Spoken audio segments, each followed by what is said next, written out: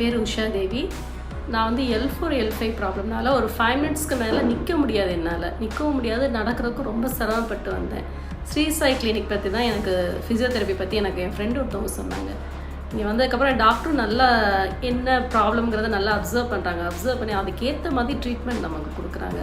இவங்க கொடுக்குற ட்ரீட்மெண்ட் வந்து எனக்கு ஒரு 5 டேஸ் தான் பண்ணியிருப்பாங்க. 5 டேஸ்லேயே நல்ல இம்ப்ரூவ்மெண்ட்டு.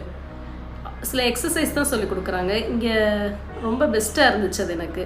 இப்போ என்னால் நல்லா நடக்கவும் முடியுது, நல்லா எங்கே வேணாலும் நான் படி இறங்க எல்லாமே என்னால் முடியுது.